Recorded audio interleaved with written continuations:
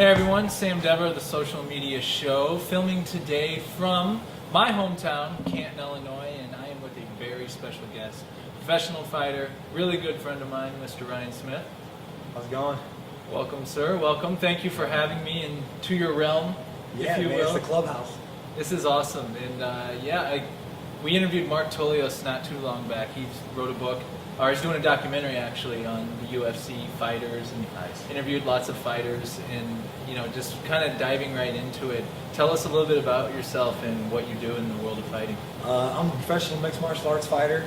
I kind of have a focus in kickboxing and striking more, I think.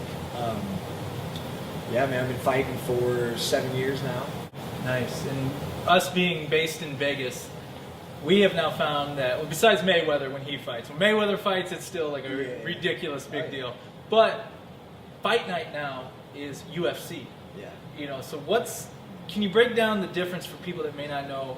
Boxing and mixed martial arts are two totally separate things. I think some people may get them confused sometimes. So what's the big difference? The biggest difference from boxing and UFC is there's ground fighting in the UFC.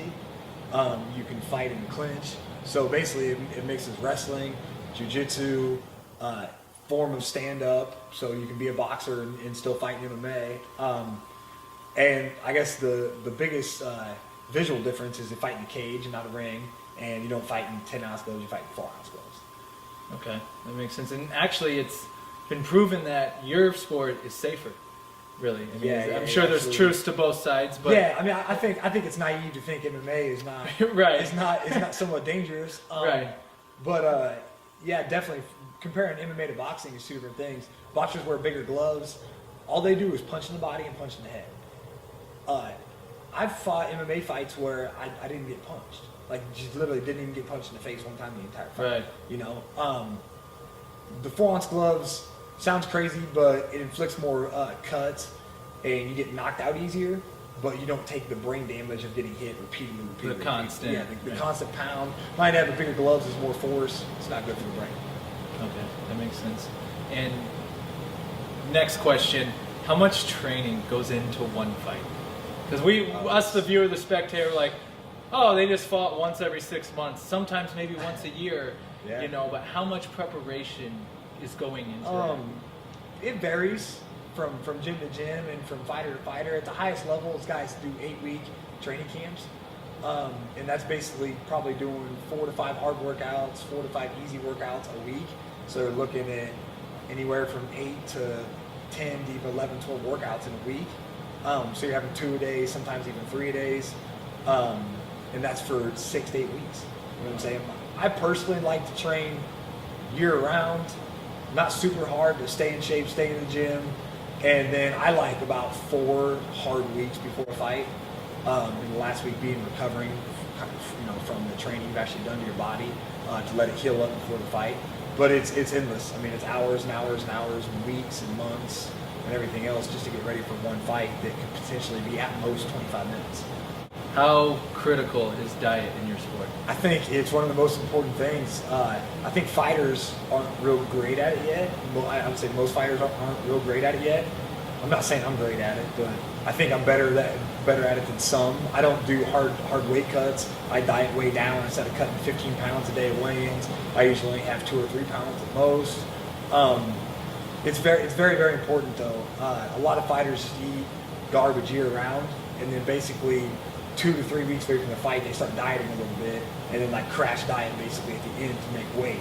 And to be an athlete and perform the best, you can't do that. You even when you're in the gym training, you have to eat properly before and after the training sessions. I think it's very important. It's one of the 5 most important things, if not one of the 3 most important things that goes into being a fighter, whether it's a boxer, kickboxer, MMA fighter, whatever. Absolutely. We are the social media show, so I'm curious, how big a role does social media play in your guys' industry? Oh, it's awesome. I know fighters that are top level fighters in the world, that are UFC fighters that have like 500 followers on Twitter, right? And then I know guys that are amateur fighters that just promote themselves like crazy through Twitter, Instagram, Facebook, Vine, whatever, and have like 5,000, 6,000 followers, and they're like a tenth of the fighter as the guy who doesn't promote himself at all. Right. Right. I should be bigger about self-promotion. I'm not real big about it. I'm getting a little bit better about it, but it's huge though, man. The more fans you have, the more people want to see you fight. More Exactly. people want to see you fight means you have a foot in the door to fight in bigger organizations, right? Guys who have big fans start out at a higher salary most of the time than guys that have no fans at all. They just come into an organization as a newbie. So it's huge. It's everything. It means more money. It means more sponsors. It means everything.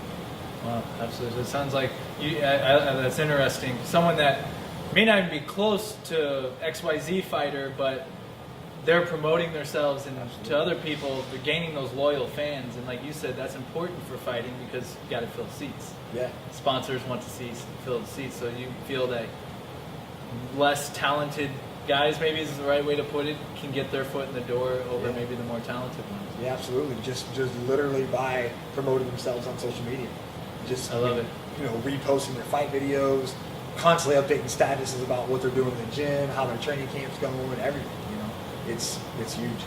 That's awesome. Well, sir, thank you so much. It's been Yeah, an man. absolute pleasure. It's Yeah. awesome to come back and be able to see in your world. Where can the people find you and follow your career at? They can follow me on Twitter and Instagram at Mitty11, MITTY11, and Facebook as Smitty155. Awesome. Everyone at Media11, go check them out. Keep up all the great work. It's awesome what you're doing. I'm Sam Dever, and you're watching The Social Media Show.